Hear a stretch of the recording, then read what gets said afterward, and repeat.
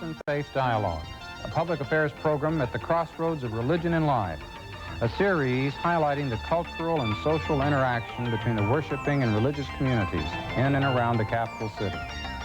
Austin Faith Dialogue is brought to you by the Austin Metropolitan Ministries in cooperation with KTVC. Join us now in Austin Faith Dialogue. What is a person's role in society? Over time, our views of this role change, and our views of a woman's role in society have changed drastically in the last 20 years or so. These changes affect women not only in society at large, but also in the church. Hello, I'm Sarita Tamayo, member of St. Austin's Catholic Church, and your host for this edition of Austin Faith Dialogue. Today, we will have the opportunity to discuss the changing role of women in the church with 3 women ministers active in the Austin community. Our guests include Dina Harrison, Assistant Rector of All Saints Episcopal Church, Sarah Bentley, Interim Minister in the United Church of Christ, who is the visiting pastor at Congregational Church of Austin, and Karen Vanoy, pastor at University Methodist Church. We welcome you all. Now let's begin by asking each of you something about yourselves. Now Karen, could you describe your congregation and your ministry to us briefly? Yeah, University Methodist is located right adjacent to the campus of the University of Texas. So we have a large number of students in the congregation as well as faculty and staff from the university. We have about 1,600 members. I am one of 4 pastors on staff there, and as well as a program director, director of education, business administrator. We have a big staff, And now, Sarah, I must apologize. You're the interim minister at the Congregational Church, not visiting pastor. But could you explain to us about United Church of Christ? The United Church of Christ is a Protestant denomination that was formed by the union of 2 denominations, the Evangelical and Reformed churches, which we have quite a few down in Texas and Louisiana, and the Congregational Christian churches, which are scattered around the country, although the church that I'm presently serving came from that tradition. So most major Protestant denominations today are formed by unions through the last 50 or 60 years of denominations. And so this is distinct from the Church of Christ? Very, very different. That was one thing I wanted to clarify. And Dina, you're assistant rector at All Saints? Yes. What does that involve? Well, it's a very varied parish ministry. I'm one of 2 priests on the staff there. We're just down the street from Karen at University Methodist. We are also a university-based parish. We have members, though, from all over the city, and I'm sure, much like University Methodist, sort of an urban church based in the university area. And my duties include a wide variety of activities. Interesting. Well, I thought we could discuss what particular pressures, as a clergywoman, each of you has experienced in your ministry. And Karen, could you elaborate on that? Particular pressures. We talked about this a little beforehand, and it's sort of, I only know the pressures that I've experienced, and I'm not sure that they're particular to me as a woman, and some of them come because I'm a mother and a wife, and that's not unique to me or even unique to women, but that certainly forms a pressure in me in terms of time and how I spend my time and what my obligations are. The only pressure I could think of that may be particular to me as a woman, at least I feel it sometimes, is sometimes people expect me to be more sensitive and more accepting maybe than I always am, and that's scary. Do people expect more of you, perhaps, or it's kind of like having to prove yourself? I don't know, more or just different. They expect different things of me than they expect from the 3 male ministers on the staff. Maybe they do. It's hard to say. You know, when you're you only have your experiences, and that's true. Well, and Sarah, what have you experienced? Well, being an interim pastor, I have often been in a situation of being in a church where, in my denomination, there have been no women pastors prior to my appearing on the scene. And so there are very few women pastors in this area of the country for our church, and people have not seen women preach. And even though I'm fairly competent, I like what I do, and I think I do it well, I notice that it bothers me once in a while to have people kind of quizzical about whether I'll make it, whether I can preach, whether I'll be capable. And also, I think since there are so few women clergy, even though there's a lot of clergy women in Central Texas, I often feel less support or less collegial contact from my own denomination. I just don't have as many close ties as I would like to have, although I certainly find the network of clergy women in Central Texas real supportive. But I think that Karen's right, that sometimes it's hard to tell if you're, you know, if you're kind of making it up inside, although for me it's real clear that since there are so few women in our denomination serving parishes, that it's always new, and there's always a little bit of proving yourself.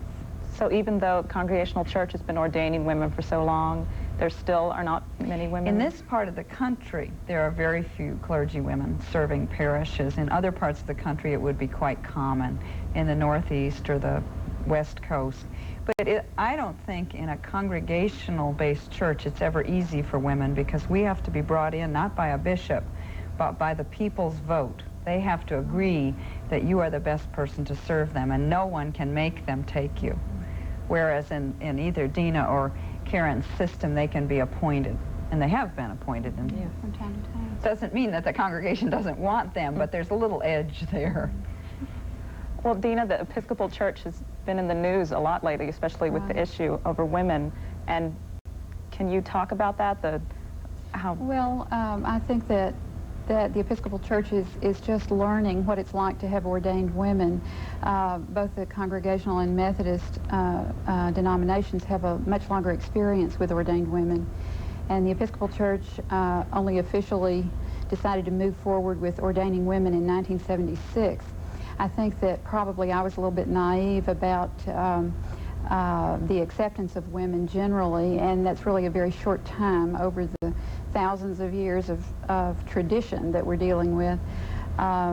I think recently the consecration of Barbara Harris in Boston as the first woman in the Catholic tradition has sort of brought the issue alive again in the Episcopal Church. The whole issue of ordained women is far from settled in the minds of many people.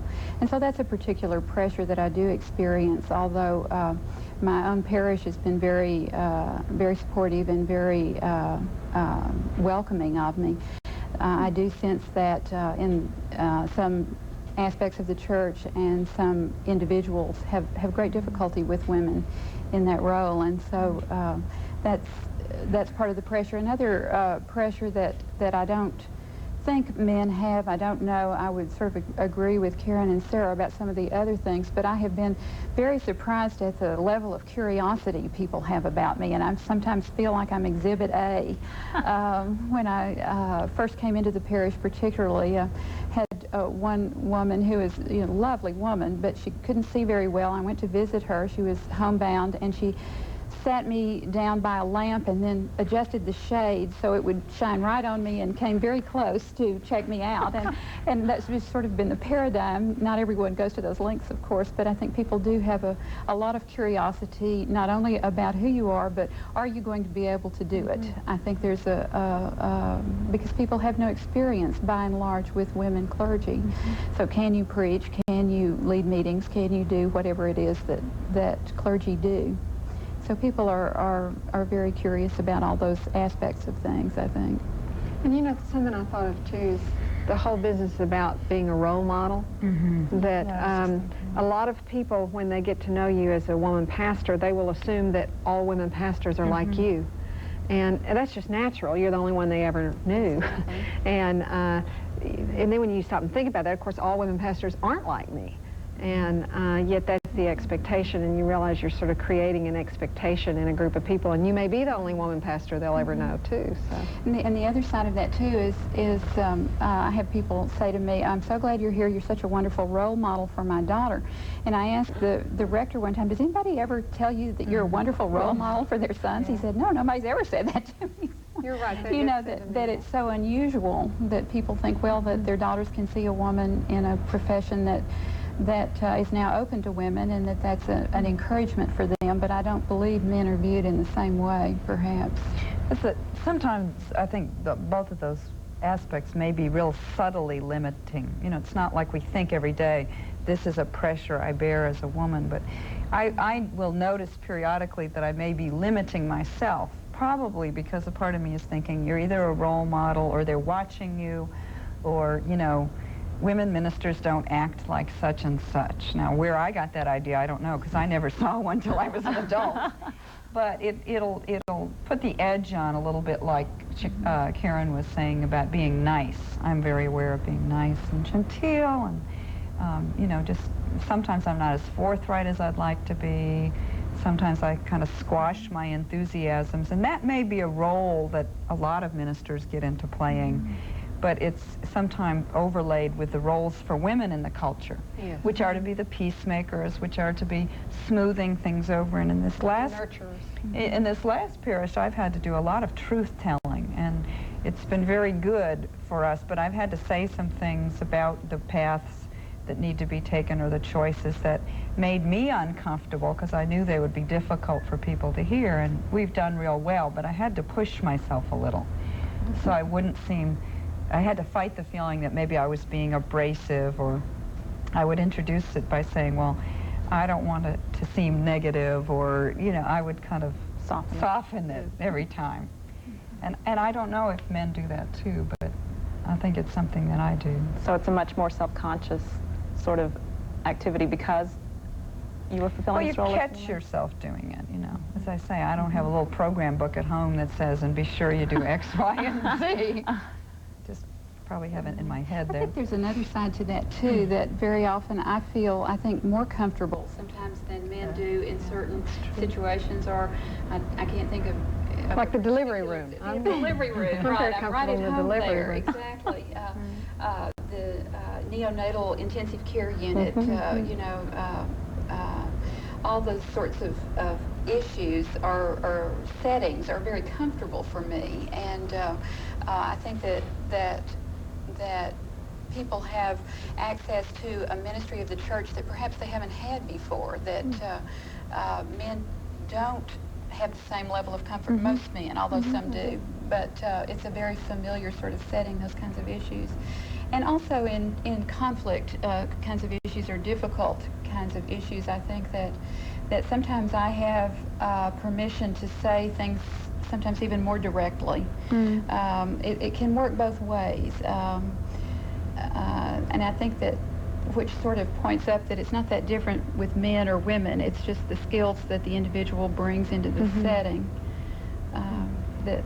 that you're called on to use, and the way people perceive those is sometimes different because you're a man or because you're a woman, but sometimes more because of their perceptions than because of some limitation that you feel yourself. So. Well, do you see the changes? Like, what sorts of changes have you seen in your time as a minister in the Methodist Church? Well, there's many, many more women who continue to enter the ordained ministry in the United Methodist Church.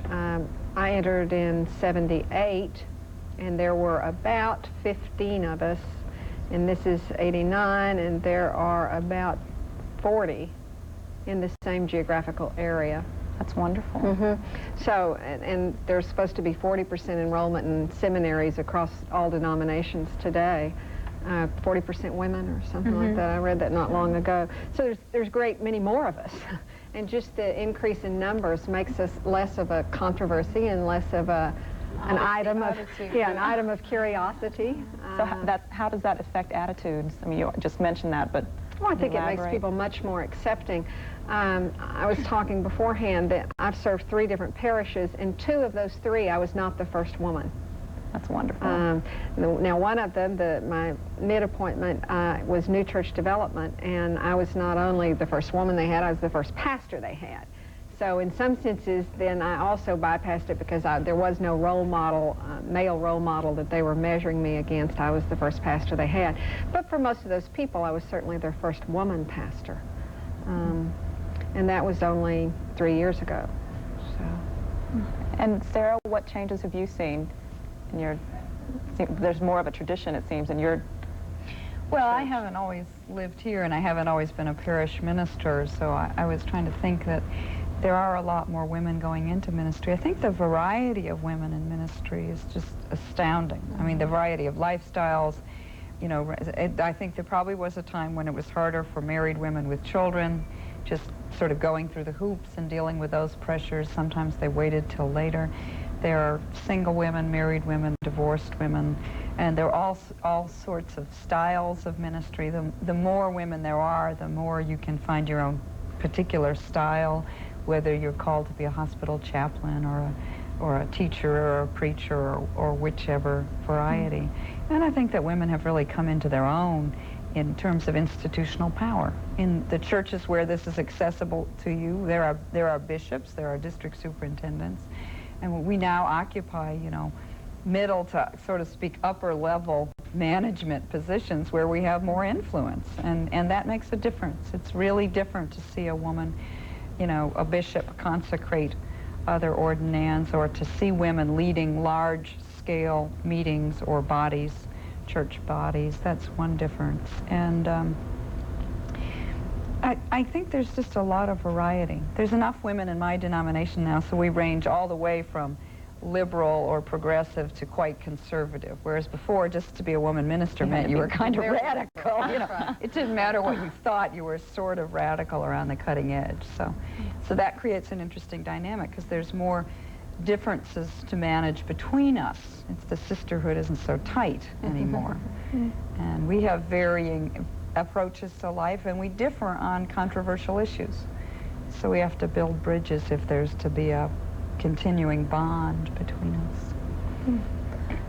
Now, Dina, I know in the Episcopal Church there's perhaps only one woman in a position of administrative power, but you've been a minister for 2 years. How have you seen your time develop? What are the changes in that short time that you've seen? As Karen said, there are more women. We are still in the Episcopal Church a very small minority. I think in this diocese we are somewhere around 5 or 6% of the clergy. So it's still a very small number in percentage terms and also in numbers of people. I think there are 4 ordained Episcopal women in Austin and something like 13, perhaps 15 in the diocese. So we're still very small in numbers compared to the United Methodist or to the UCC. So it is changing, but it's changing very slowly. And I think that in the Episcopal Church there is sort of an idea, I hesitate to use the word, but I don't know another word, is quota.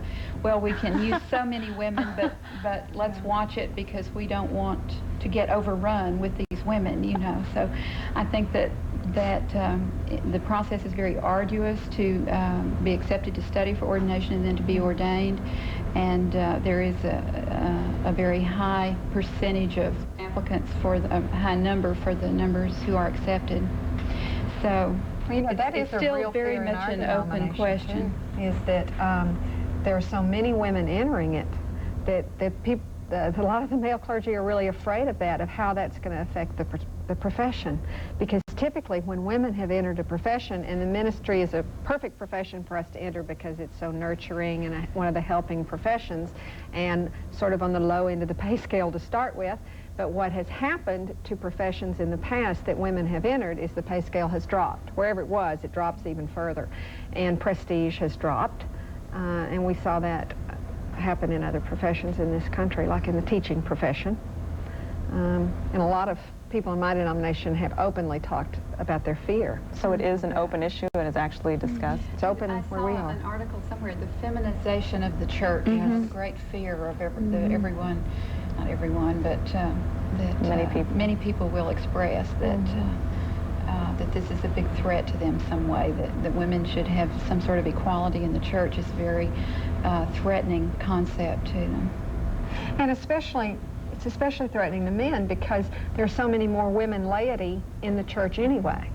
There are more women lay people to start with. And so then if you feminize the clerical end of it, which has always been all male, it's seen as it's going to shift that balance in some ways they don't want to see. Sarah, do you find that fear in your congregation?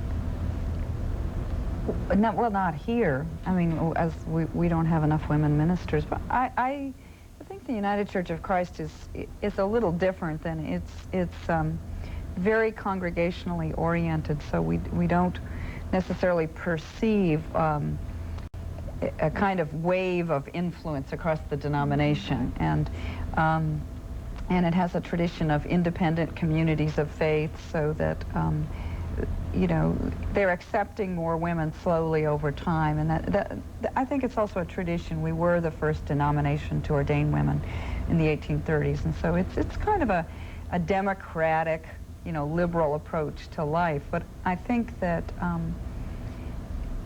people have questions about where the church is going, period.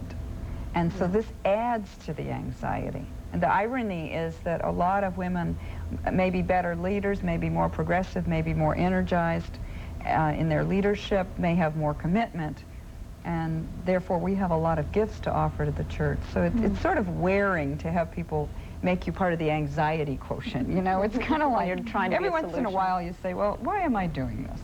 And it's not as clear for me in the United Church of Christ as Karen and Dina are describing now. Do you think it's the lack of centralization? I mean, it sounds like UCC is much less centralized than the Methodist Church or the Very Episcopal. much so. Yeah, once they ordain us, they're stuck with us. That's right. You know, I mean, Sarah's basically on her own to find her own place to serve each time, but Dina and I have the benefit of Episcopal appointment, and it is a benefit, actually.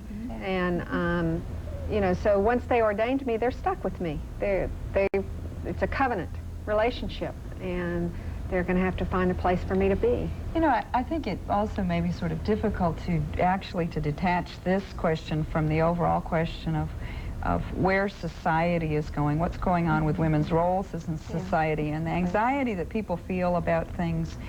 If women's perspective takes over, or if, you know, if you could call it the feminization of politics, you could call it the feminization of anything, and there's a lot of resistance right now to that. I mean, we had some sort of breakthroughs and waves through feminism in the 60s and 70s, and you just feel people putting on the brakes and holding back and blaming women for breaking down traditional values and all sorts of things. So that how people in the churches are also just citizens, and they have the same anxieties and fears that the culture evidences. And so the way that the culture is shifting right now is probably playing some role, I think. Absolutely. You know, we're culturally involved in a real sea change, sort of, over the last few decades, and, you know, for as long as certainly our lifetimes, we'll be dealing with these shifts, and it, you know, it creates great opportunity and it creates great anxiety.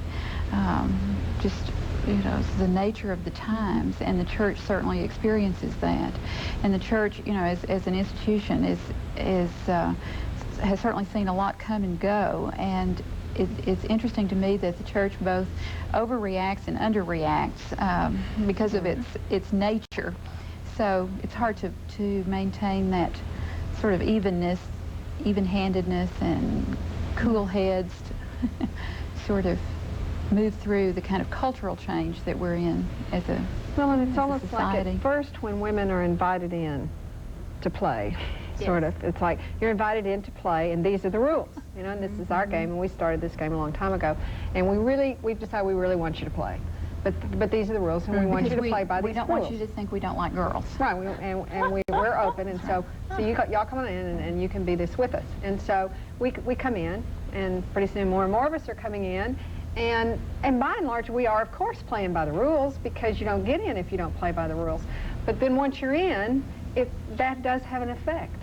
Can you change the rules? Or Well, is that part of it? sometimes you change the rules, but there's also a host of issues that, you know, I mean, basically bringing women into a system raises a lot of issues about authority, power, images of human beings and God, sexuality. I mean, we don't just walk in there neutral. We walk in there sort of this is a highly charged question. And all of those things, it was like, oh, they thought we'll just walk in and we'll play by the rules and we'll wear our collars or whatever we do. And then people start realizing this really is raising a lot of basic questions. And, you know, in some traditions we represent, the priest represents Christ or represents God, or he raises the whole issue of what's the nature of God. And so the sea change idea, the depth of it is really powerful. It surprises people after a few years. They don't see it as just someone putting on a uniform and fulfilling a job, which it isn't really. It would be easy if that's all it were. Well, we're nearing the end of the show, and I'd like to ask for concluding remarks. I guess, could we start? Dina, would you like to? Well, I think it is a wonderfully exciting time and sort of a renewing time for the church, the entrance of women into ordained ministry in large numbers. And I say, let's go for it. We'll all live through it, and the church will be stronger for it. Sarah, would you like to? One of the main things I think that's exciting about being a woman in the church is when you actually know history, you can plug into a very long and powerful tradition that we're discovering that has always been there, whether or not we're clerics or not. And that's very empowering. I think we're helping the church rediscover a lot of its own roots. Yes, I would echo that. And for me, it's like a tapestry, that the tapestry has been incomplete up to this point. That's wonderful. The picture of what it means to be priest. And by the addition of women into that picture, it completes that tapestry. This is great. Well, thank you so much for this time and for elaborating on your experiences. And after having had this view of the dynamic role of women in the church, we must now bring today's show to a close. In so doing, we would like to thank Dina Harrison, Sarah Bentley, and Karen Vanoy for the information and insights which each of you has provided. On behalf of the Austin Metropolitan Ministries, I'm Sarita Tamayo, thanking you for joining us and inviting you to be with us next week at this same time. Good day.